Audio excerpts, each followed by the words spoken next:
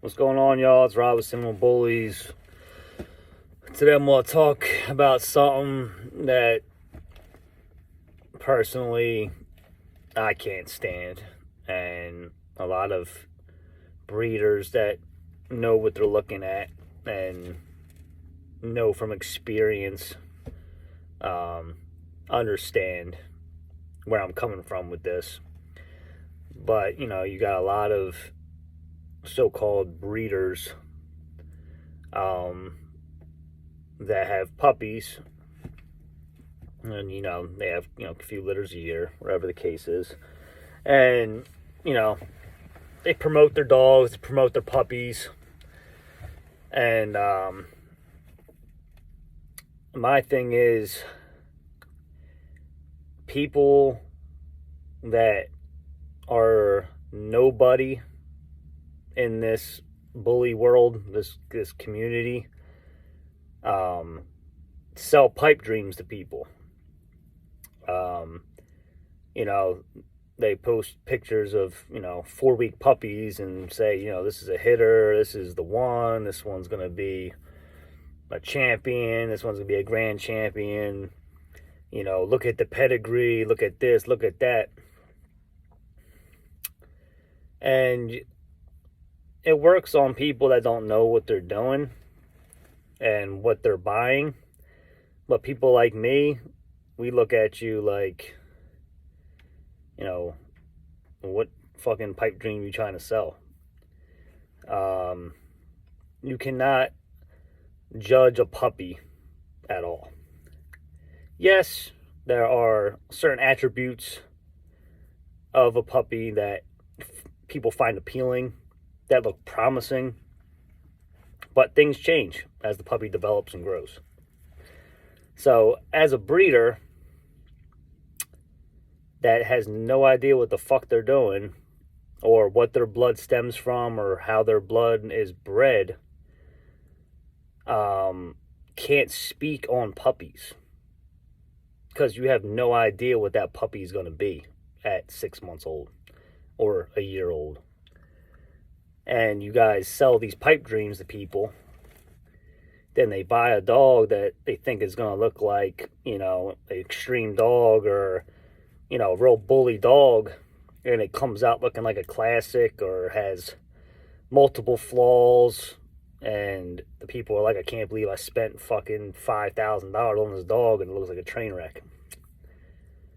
It's frustrating because those type of people feel like they got played, and then they don't want to reinvest in a dog, or they give up on their bully endeavors that they were planning on doing, because then they look at most breeders like, well, this guy just selling me a pipe dream.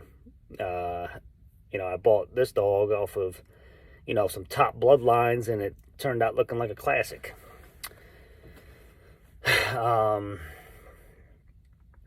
That is why it is good to promote your breedings. It's good to be confident in your breedings. But people that don't have generations of blood to go off of cannot speak on something they don't know. What I mean by this is, when you throw two dogs together, you get a mixture of both those dogs. You might get a couple nice dogs.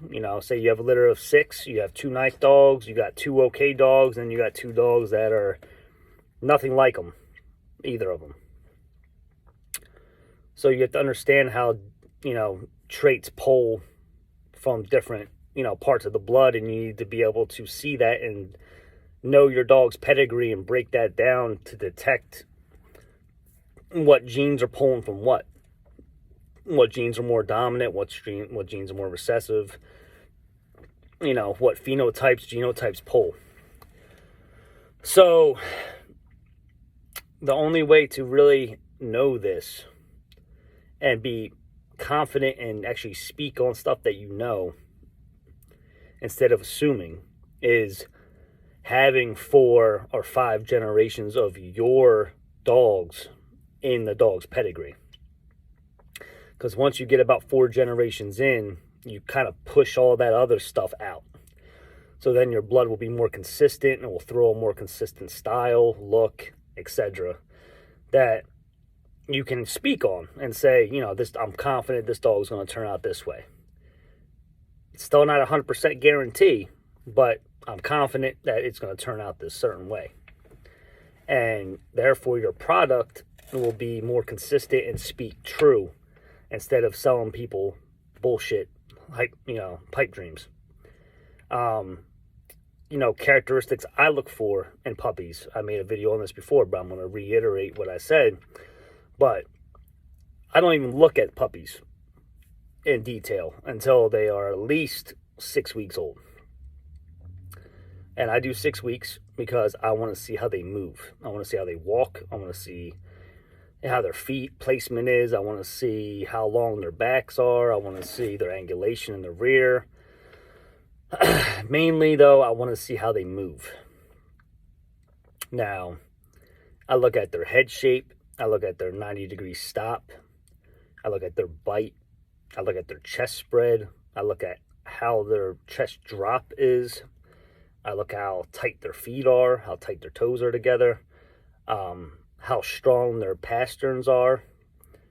I look at their angulation on how long their hock is, how long their femur would be, the long bone in the rear, their tail set, their tail length.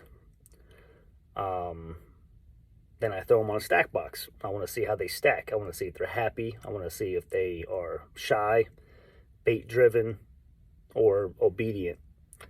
You don't get a really good understanding of that until they're probably 8-10 weeks old, but you can get a gist of what they're going to be, stacking wise, when you put them on a stack box, from their confidence and then how their structure is.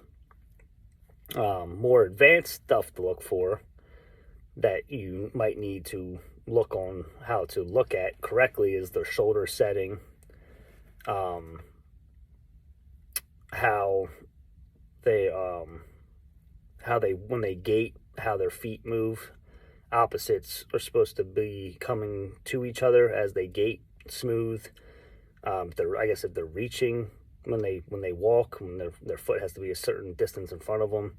There's certain things that even I don't correctly state, but I know what I'm looking at, if that makes sense.